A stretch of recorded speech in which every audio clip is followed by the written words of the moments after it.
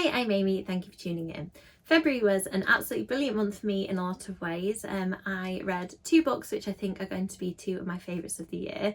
I made a really good start on writing the 3rd Mina book and was able to announce it, so I'm really excited about that. I also did the 2nd YA book club live show, which was for the book The Witchery, so I'll tell you a little bit more about that in my wrap up, but I'm really enjoying reading a different book each month, and sometimes books like The Witchery, which are outside of my usual genre. So hopefully if you're interested in the idea of the YA book club, I would like to read a book a month with us, you might want to join because it's been a lot of fun so far.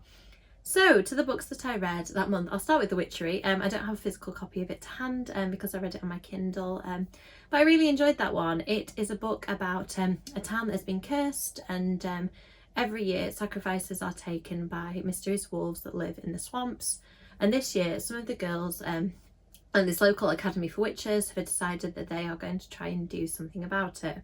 I really enjoyed the characters in this book. I enjoyed the mythology and the atmosphere and the backstory. It's going to be a series, and I think it'd be interesting to see how all of those things develop as the books go on.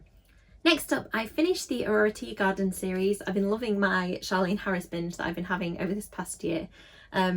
This, I think, is the last Aurora Tea Garden book that there's going to be. I've really enjoyed this series. It follows Aurora, who, if you read the Sookie Stackhouse books, she's a similar kind of person in that she's very strong-willed and independent, but this is a book and series without the supernatural.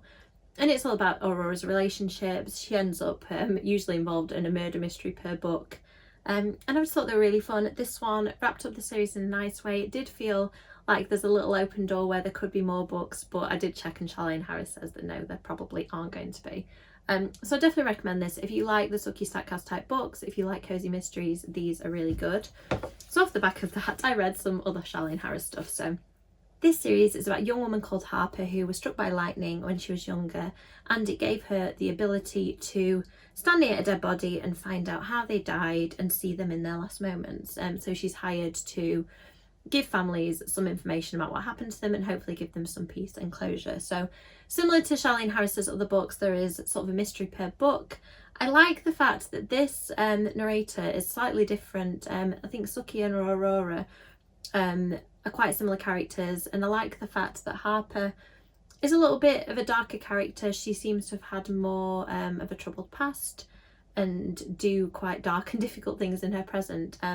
I am, that being said, probably not enjoying this series quite as much as the other 2 that I've read, but I still think they're really good. I also part listened to, part read the physical copy of Midnight Crossroad, the first book in the Midnight Texas series, which has been adapted into a TV show that I enjoyed. This one took me a while to get into. It is written, I think, is this one 3rd person? Yeah, it is. It's funny how I couldn't actually remember and I've just read it. Maybe not a good sign.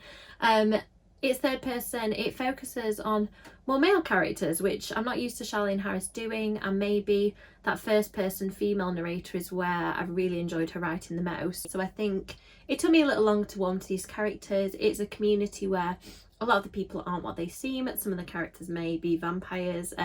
I think based on TV show there are going to be some other types of supernatural creatures exposed as the series goes on too. So I will continue reading these. Not my favourite Charlene Harris's so far, but they're still good reads. The next read was a really fun YA thriller. I'm enjoying this kind of tech vibe that a lot of YA thrillers are having lately. This one, A Game of Life or Death, is about a girl whose sister dies in mysterious circumstances and she decides to find out what happened. I really enjoyed the mystery in this. I thought it was very tightly plotted, tense, twisty. I liked the fact that there were plenty of suspects. I didn't know who to trust. I didn't know how it was going to turn out, and I thought it was very well executed. So if you're looking for a YA thriller, I'd really recommend this one. I also have been trying to read more classics. So based on what people on social media have said to me, I opted for Rebecca. And I have to say, this is probably one of my favourite classic novels that I've read. I thought that the gothic atmosphere, the young woman who meets a kind of rich, very dashing character abroad and goes to live on his estate in England, was sort of a trope I was really interested in. And I liked the fact that I didn't know what was going to happen in this book. I think that classics are classics for a reason, and they tend to have tropes that we've now become very familiar with. But this one, I just kept taking me by surprise. I loved the mystery elements. I wasn't expecting those. The characterization is absolutely stunning, and particularly some of the villainous characters. I won't spoil it by telling you who they are. The villainous characters were so well done that I absolutely despise them. So really brilliant. I'm going to definitely try and read more Daphne du Maurier books.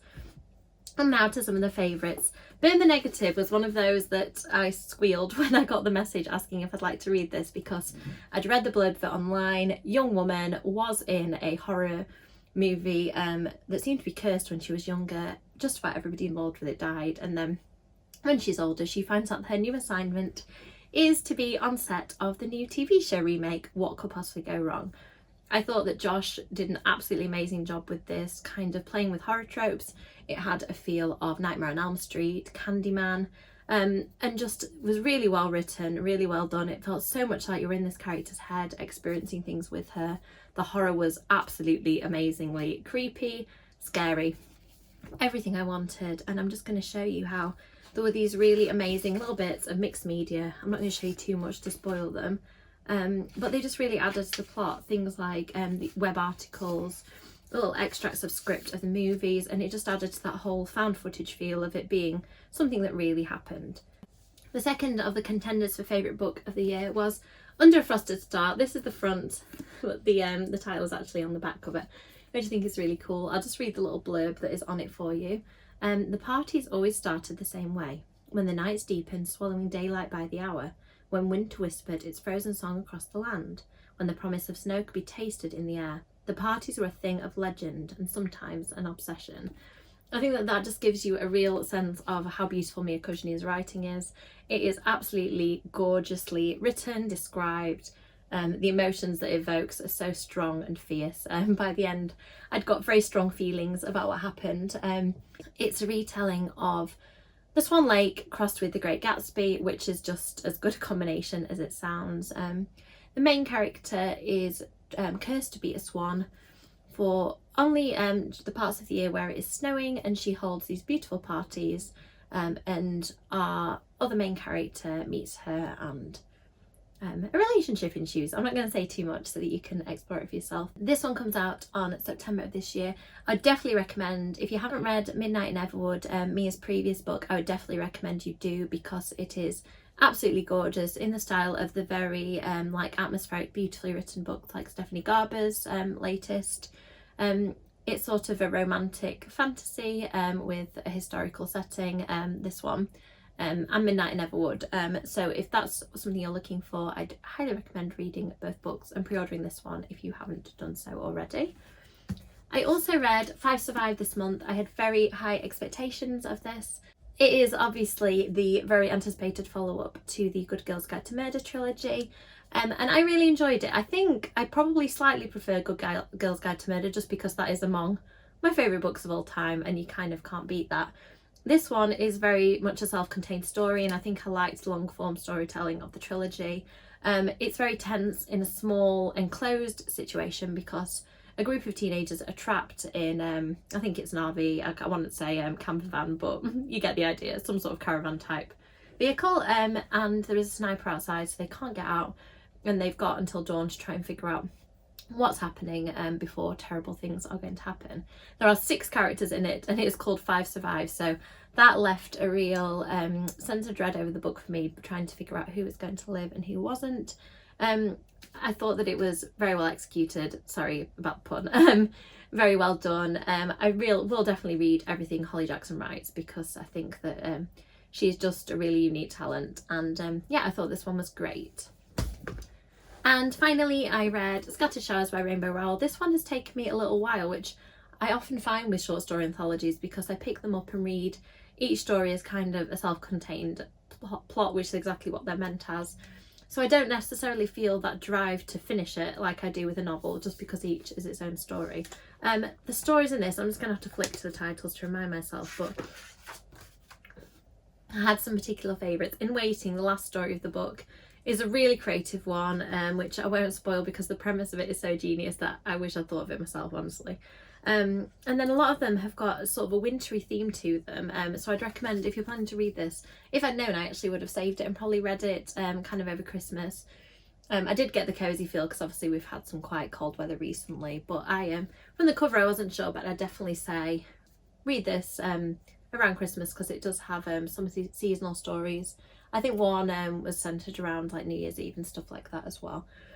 So that is it for my February reads. I'm really excited about the books that I read that month. I've got some exciting ones lined up for March. So let me know in the comments if there's anything in that stack that you're looking forward to reading, anything that you think I would like based on the things that I enjoyed this month. And hopefully I will see you in the next video. Thank you so much for watching. Bye.